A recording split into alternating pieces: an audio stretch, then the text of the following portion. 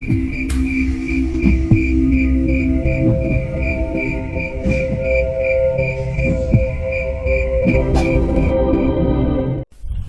Rifki, aku tinggal di desa Sembayat, Gresik, Jawa Timur. Kisah mengerikan ini diceritakan oleh saudara angkatku yang bernama Agus. Sebelum dia pergi dan menghilang dari kehidupan keluarga kami, Agus menceritakan hal mengerikan ini kepadaku dan juga keluargaku yang lain. Agus yang sudah terlihat seperti orang dengan gangguan kejiwaan itu mengaku bahwa hidupnya sudah tidak lagi tenang karena kesalahan besar yang telah dilakukannya. Agus juga mengatakan bahwa apa yang dialaminya itu adalah balasan atau karma dari sebuah hal keji yang telah diperbuatnya. Tapi karena saat menceritakan kisah itu Agus sudah terlihat sangat aneh, atau lebih tepatnya gila, aku dan keluargaku yang lain tidak 100% mempercayai ucapan Agus. Kami hanya menganggap Agus hanya berhalusinasi hingga dia menceritakan hal yang kami anggap di luar nalar itu. Setelah itu, barulah aku dan keluargaku mengalami sendiri kejadian-kejadian mencekam, di mana sosok arwah penasaran tersebut terus mengganggu keluarga kami. Kisah berawal pada suatu malam, ketika Agus pulang ke rumahnya dalam kondisi mabuk setelah berpesta minuman keras bersama teman-temannya. Keanehan pun mulai dirasakan oleh keluarganya ketika Agus yang sedang mabuk mulai menceritakan bahwa dia sedang diikuti oleh sosok perempuan muda yang bertubuh kosong dan berbau sangat busuk. Dengan wajah ketakutan, Agus juga mengatakan penyebab kematian dari perempuan yang terus menghantuinya itu, yang ternyata mati terbakar bersama rumahnya. Karena Agus menceritakan hal itu dalam kondisi mabuk, Rifki dan keluarga pun menganggap jika Agus hanya membual untuk menakut-nakuti orang-orang yang ada di rumah itu. Tapi di balik semua itu, Rifki, ibu dan juga kedua adiknya mulai mengalami kejadian-kejadian janggal yang belum pernah mereka alami sebelumnya. Setelah Agus memuntahkan semua minuman keras yang diminumnya bersama makan makanan yang lainnya, dia pun tertidur pulas di kursi kayu yang berada di ruang tamu rumahnya. Rifki dan adik bungsunya yang bernama Bagas mulai merasakan hal aneh.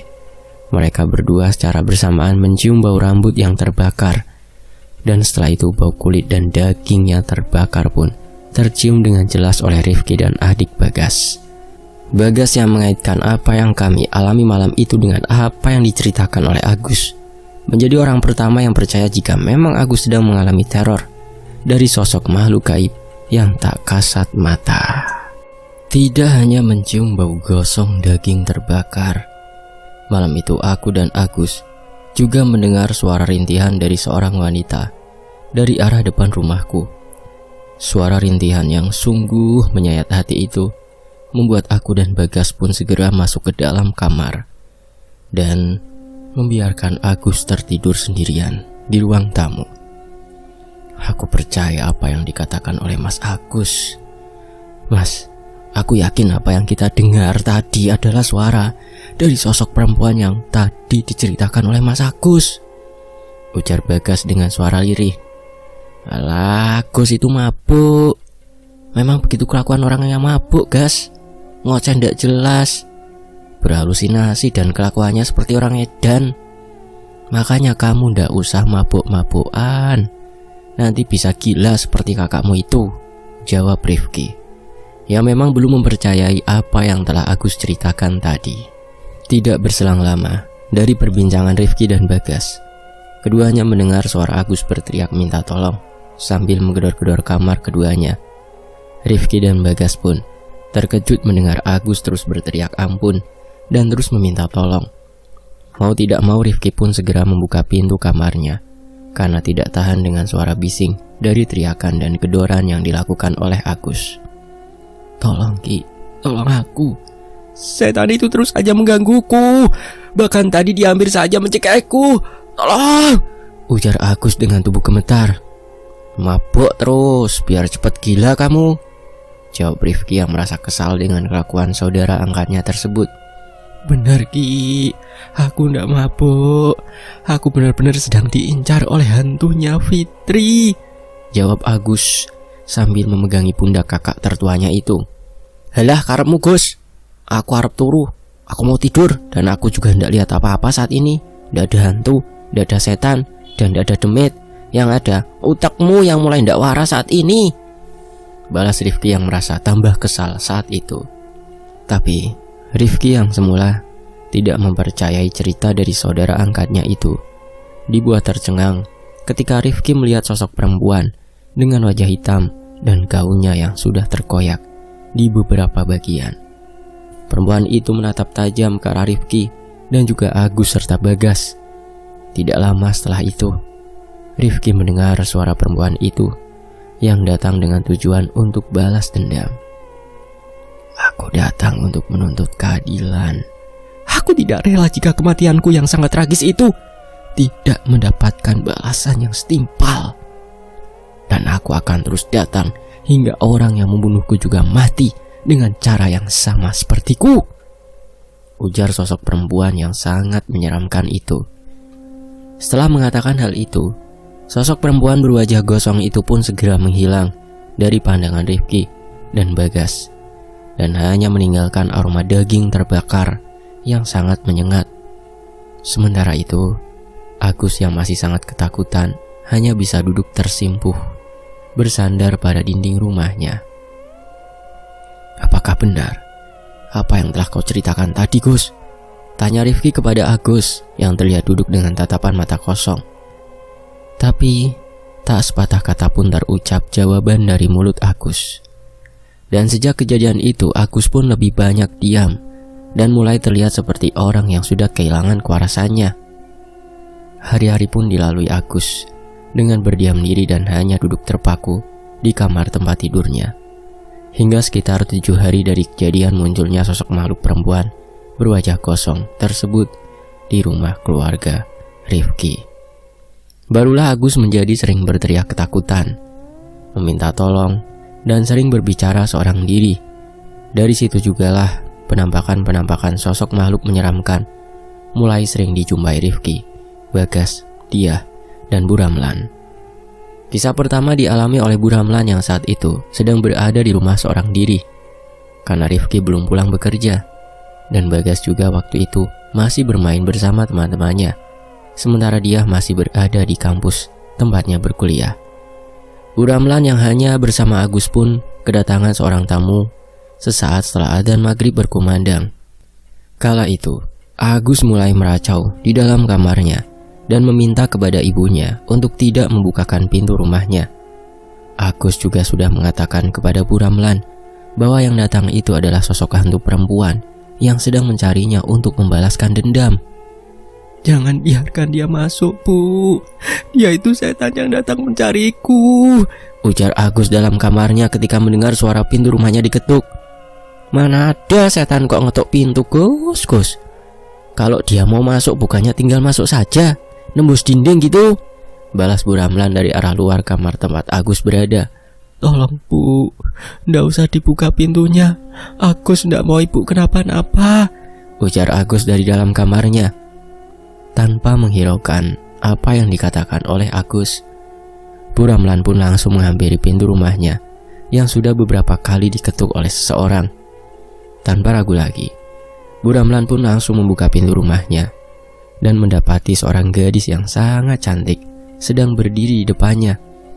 Mau cari siapa, Nak? Tanya Bu Ramlan dengan ramah. Saya mau bertemu dengan Mas Agus, Bu, balas sosok gadis cantik yang tampak terlihat biasa saja waktu itu. Anak ini temannya Agus dari mana ya? Nanti biar ibu sampaikan kepada Agus, karena saat ini aku sedang kurang sehat, balas Bu Ramlan menjelaskan apa yang sedang terjadi kepada Agus. Nama saya Fitri, Bu, ujar sosok gadis itu singkat. Baiklah kalau begitu, silahkan masuk dulu, Nak, balas Bu Ramlan sambil mempersilahkan gadis bernama Fitri tersebut untuk masuk ke dalam rumahnya. Setelah mempersilahkan Fitri duduk, Bu Ramlan segera menuju ke kamar tempat Agus berada. Dan sesampainya Bu Ramlan di depan kamar Agus, Bu Ramlan mendengar suara Agus menangis sambil meminta ibunya untuk tidak percaya kepada orang yang sedang bertamu di rumahnya itu. Karena merasa jengkel dengan apa yang telah Agus lakukan itu, Bu Ramlan pun memilih untuk kembali ke ruang tamu menemui Fitri yang masih duduk menunggu di sana. Agus itu seperti orang stres, Mbak. Sepertinya karena terlalu banyak mengkonsumsi minuman keras. Jadi aku sekarang sulit untuk berkomunikasi dengan baik saat ini, ujar Bu Ramlan kepada sosok Fitri. Tidak apa-apa, Bu. Oh iya, kalau boleh tahu Agus itu anak ibu yang nomor berapa ya? Tanya Fitri sambil tersenyum. Agus itu anak angkat saya, Mbak. Waktu itu saya belum punya anak, sehingga saya mengambil Agus menjadi anak saya, jawab Bu Ramlan menjelaskan. Sayang ya, Bu, Agus punya perangai kasar dan sulit diatur. Dia tidak bersyukur mendapat keluarga yang baik seperti keluarga ibu ini, balas sosok Fitri, yang pandangannya terus menuju ke arah kamar tempat Agus berada. Setelah Fitri mengatakan hal itu, tiba-tiba saja Bu Ramlan mencium bau rambut dan daging terbakar. Bau menyengat itu sangat mengganggu Bu Ramlan hingga membuat nafasnya sesak. Dan di saat yang bersamaan, sosok Fitri pun berpamitan untuk pergi dari rumah Bu Ramlan. Dan hal yang membuat Bu Ramlan diam terpaku adalah ketika melihat sosok Fitri tiba-tiba berdiri mengambang beberapa sentimeter dari alas lantai dan perlahan melayang pergi melalui pintu rumah yang tiba-tiba saja terbuka dengan sendirinya. Melihat kejadian itu, tubuh Bu Ramlan pun gemetar ketakutan dan perlahan Bu Ramlan pun kehilangan kesadarannya. Sesampainya di rumah, Rifki pun sangat terkejut ketika mendapati ibunya tidak sadarkan diri di kursi ruang tamunya. Perlahan, Rifki pun membangunkan ibunya dan langsung memberinya air putih setelah Bu Ramlan tersadar. Kenapa ibu tertidur di kursi, Bu? Apa jangan-jangan sosok arwah penasaran itu telah datang menemui ibu ya? Tanya Rifki yang masih mencium bau rambut dan kulit terbakar di dalam rumah itu. Iya, Ki. Tapi dia datang dengan sosok yang cantik. Dan dia hanya mencari Agus. Sepertinya memang benar apa yang diceritakan Agus waktu itu, balas Bu Ramlan menceritakan kejadian yang baru saja dialaminya itu. Berarti memang kita harus melaporkan Agus ke pihak yang berwajib, Bu, ujar Rifki lagi. Apa tidak ada cara lain, Ki? Tanya Bu Ramlan yang merasa tidak tega kepada Agus. Walau Agus hanyalah anak angkat dari Bu Ramlan, tapi Bu Ramlan sangat menyayanginya seperti anak-anak kandungnya yang lain. Bu Ramlan masih berharap Agus dapat kembali sehat dan terbebas dari jerat dendam sosok yang baru saja menemuinya tadi. Daripada Agus nanti celaka, Bu, lebih baik Agus kita serahkan saja kepada pihak yang berwajib, ujar Rifki kepada ibunya. Bu Ramlan yang merasa sedih pun hanya bisa terdiam ketika mendapatkan kenyataan pahit harus kehilangan anak angkatnya dengan cara yang menyakitkan itu. Bu Ramlan juga menyesali perbuatannya yang selalu membiarkan Agus berbuat sesuka hati ketika dia sudah memasuki usia remaja. Tapi melaporkan Agus kepada pihak yang berwajib juga bukanlah masalah yang mudah, karena di desa sekitarnya tidak ada kabar kematian dari seseorang gadis yang bernama Fitri. Permasalahan yang didapati Rifki dan keluarganya saat ini sungguh membingungkan. Ditambah lagi kondisi Agus yang semakin hari terlihat semakin parah. Setelah dipanggilkan orang pintar atau ahli spiritual, Agus memang dinyatakan sedang mengalami depresi berat akibat ditolaknya cinta Agus oleh seorang gadis. Orang pintar tersebut tidak memberitahukan hal yang lain dan bahkan tidak menyebutkan bahwa ada sosok arwah penasaran yang sedang mengganggunya. Tidak hanya satu atau dua paranormal, Bu Ramlan juga mencoba membawa Agus ke beberapa paranormal yang lainnya untuk berusaha membuat Agus sembuh kembali. Tapi semua paranormal yang telah mereka temui mengatakan hal yang sama. Tidak ada satupun dari paranormal itu yang mengatakan tentang arwah penasaran Fitri. 1 minggu berlalu dari kejadian datangnya sosok Fitri menemui Bu Ramlan. Kini giliran dia yang ditemui sosok hantu arwah penasaran tersebut. Kejadian itu sempat membuat gempar keluarga Rifki dan juga para tetangganya, karena dia sempat dirasuki oleh arwah penasaran itu selama 1 jam lebih. Sekitar pukul 9 malam, dia mendengar pintu rumahnya diketuk beberapa kali. Dan ketika dia hendak membukakan pintu rumahnya tersebut, tiba-tiba saja dari dalam kamarnya Agus mengatakan kepada dia agar jangan membukakan pintu rumahnya dan meminta dia untuk kembali saja ke dalam kamarnya. "Jangan dibukakan pintu, Dek. Itu sosok perempuan yang sedang mencariku," bisik Agus dari balik dinding kamarnya. "Bagaimana Mas Agus bisa tahu?" ujar dia yang tidak percaya apa yang telah dikatakan oleh Agus saat itu. "Mas tidak mau kamu kenapa-kenapa, Dek. Sekarang lebih baik kamu masuk ke kamarmu. Biar nanti Mas Agus yang menemui sosok itu," balas Agus yang malah membuat dia semakin penasaran. Tanpa menjawab perkataan dari Agus, dia malah berjalan ke arah depan pintu rumahnya.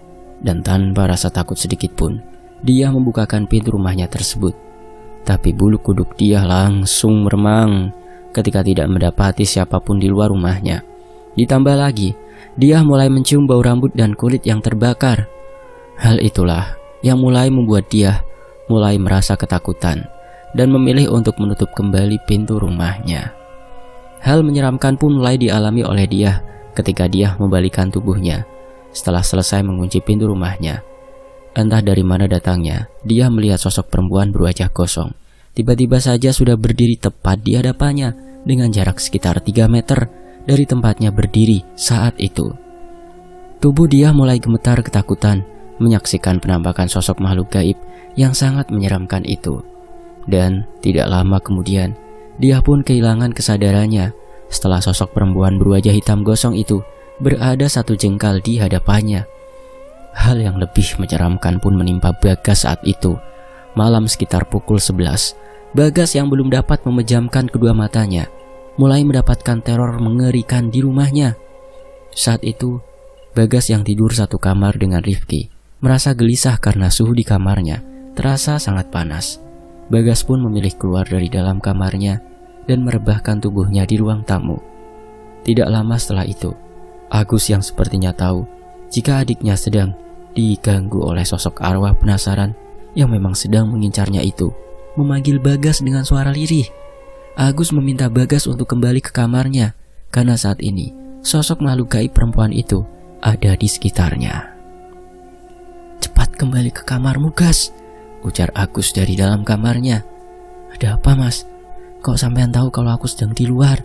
balas Bagas yang langsung bangun dari posisi tidurnya. "Cepat masuk ke dalam kamarmu sebelum sosok itu datang," ujar Agus mencoba menasihati Bagas. Tanpa bertanya lagi, Bagas pun segera berdiri dan langsung melangkahkan kakinya menuju ke kamarnya.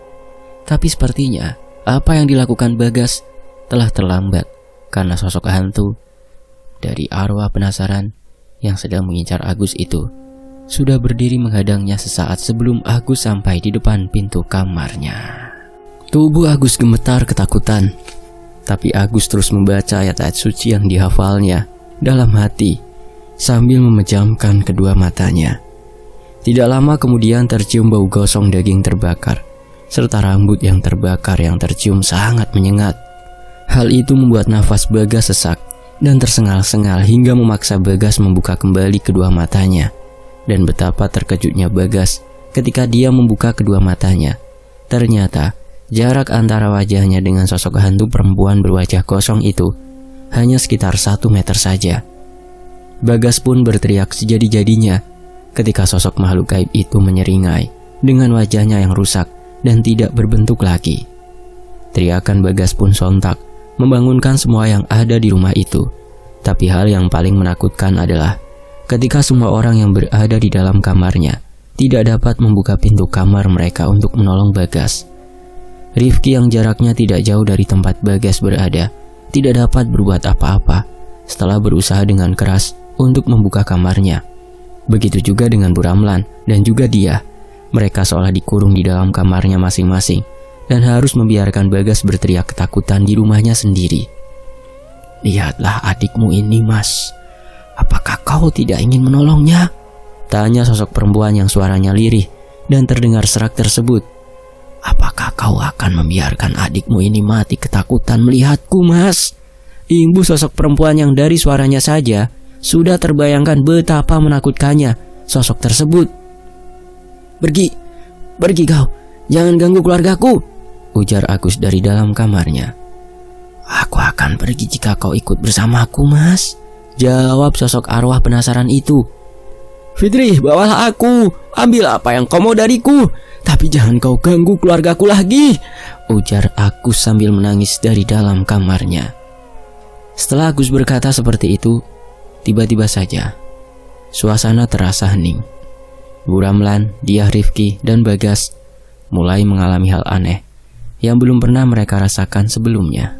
Setelahnya, kepala masing-masing dari orang yang berada di dalam rumah itu merasa sangat pusing. Pandangan mereka pun menjadi gelap dan seolah berputar-putar. Tidak lama kemudian, Bu Ramlan, Diah, Rifki, dan Bagas merasa berada di sebuah tempat dengan suara menggema, dan tempat tersebut seperti tertutup oleh sesuatu. Di tempat mereka berada, Bu Ramlan, Diah, Rifki, dan juga Bagas melihat Agus yang sedang mendekati seseorang wanita cantik yang usianya sekitar 23 tahunan. Dari percakapannya tersebut, terlihat perempuan yang menggunakan kaos lengan panjang berwarna putih serta celana jeans itu sangat terganggu dengan kedatangan Agus yang saat itu terlihat kumal. Selain bau badannya yang menyengat, dari mulut Agus juga tercium bau minuman keras yang membuat perempuan muda itu perlahan menjauhi Agus. Tapi Agus yang memang dalam kondisi mabuk masih terus saja berusaha menggoda perempuan yang akhirnya diketahui bernama Fitri itu. Bu Ramlan dan juga dia tiba-tiba saja kehilangan kesadaran mereka ketika mendengar gadis itu menyebut namanya setelah Agus memaksanya untuk berkenalan. Fitri yang mendatangi Bu Ramlan saat itu adalah Fitri yang saat itu sedang berbincang dengan Agus. Jadi setelah menyadarinya, Bu Ramlan pun mulai ketakutan dan seketika itu juga Bu Ramlan pingsan. Begitu juga dengan dia. Waktu dia didatangi sosok perempuan berwajah gosong terbakar. Perempuan itu mengaku bernama Fitri dan datang ke rumahnya untuk mencari Agus. Tidak disangka jika dia akhirnya kembali bertemu dengan Fitri dalam dunia yang dikira hanya halusinasinya. Dia pun mulai kehilangan kesadarannya setelah ketakutan yang teramat sangat mulai merasuk ke dalam tubuhnya. Rifki dan Bagus yang mulai dibawa masuk ke masa lalu oleh sosok arwah penasaran dari gadis yang bernama Fitri tersebut mulai dibuat geram dengan apa yang telah dilakukan oleh Agus. Keduanya menyaksikan sendiri bagaimana kejinya perbuatan Agus yang kala itu berada dalam pengaruh alkohol dari minuman keras yang sudah dihabiskannya bersama teman-temannya. Rifki dan Bagas menyaksikan sendiri bagaimana Fitri yang kala itu terus menghindari Agus, berusaha untuk dapat pergi dari tempat yang telah dikelilingi setan itu. Fitri yang sudah bosan pun akhirnya pergi tanpa mengucapkan sepatah kata pun kepada teman-temannya yang berada di tempat itu. Tidak lama kemudian, Agus pun langsung mengikuti Fitri dari jarak yang cukup aman. Setelah Fitri hampir sampai di rumahnya, Agus pun berlari dan dari arah belakang langsung membekap Fitri dan meminta Fitri untuk diam. Agus juga mengancam akan langsung membunuh Fitri jika dia sampai berteriak atau membuat kegaduhan saat itu. Fitri yang ketakutan pun hanya bisa pasrah ketika Agus membawa tubuh Fitri memasuki bangunan kecil, tempat menyimpan kayu bakar, dan juga menjadi tempat kandang ternak milik keluarga Fitri yang letaknya berada di halaman belakang rumah Fitri.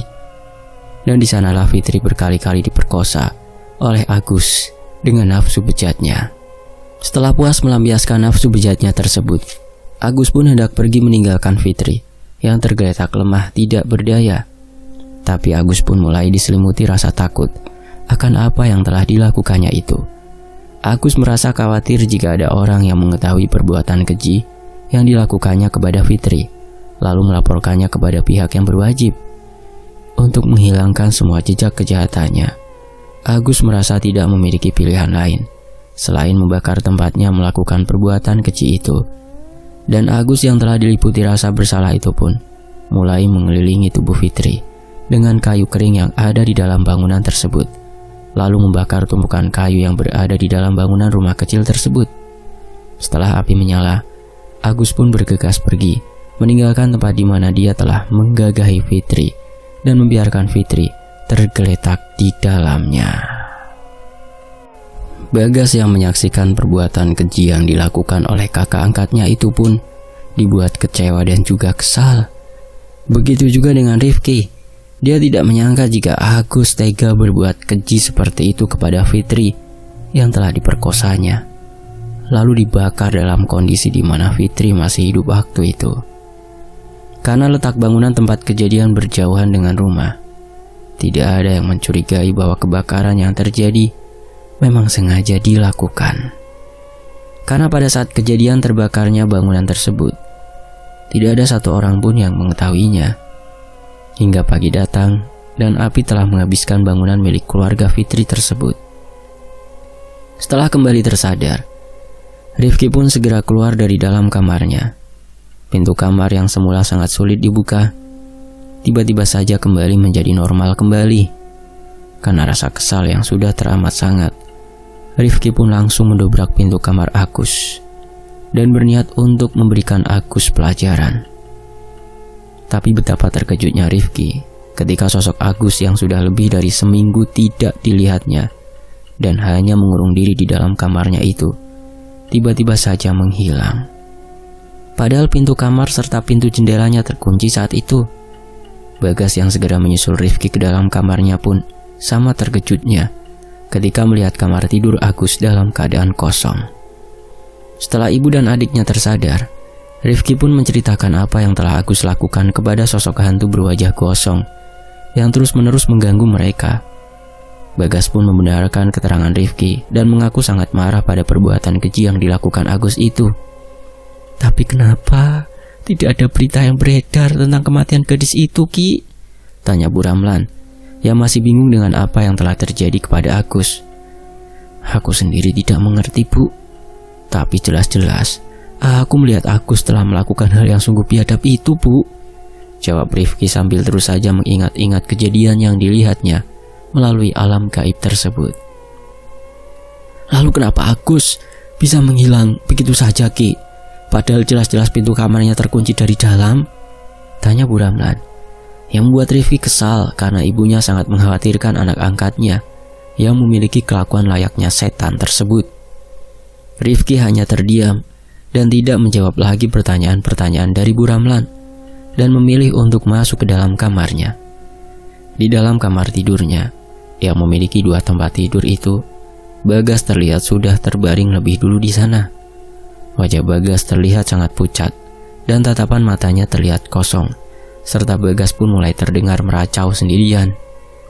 Mengetahui hal tersebut, Rifki pun segera memberitahukan hal itu kepada ibu dan adiknya, dan akhirnya mereka sepakat untuk memanggil sosok Mbah Sandi yang baru beberapa hari datang dari Pulau Sumatera.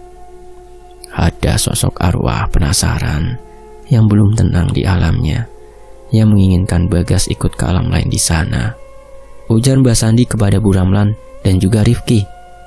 Hal ini segera diselesaikan, jika tidak, Bagas akan kehilangan kesadarannya, bahkan kehilangan ingatannya. Ibu Mbah Sandi menjelaskan lagi. Iya, Mbah, tolong anak saya, Mbah. Tolong lakukan yang terbaik untuk Bagas, Mbah. Balas Bu Ramlan yang tidak ingin kehilangan seorang anak lagi untuk kedua kalinya selain Agus. Baiklah, kita akan bermediasi dengan sosok arwah yang masih merasa sakit hati kepada keluarga ini, ujar Mbah Sandi menjelaskan kepada Bu Ramlan, dia dan juga Rifki.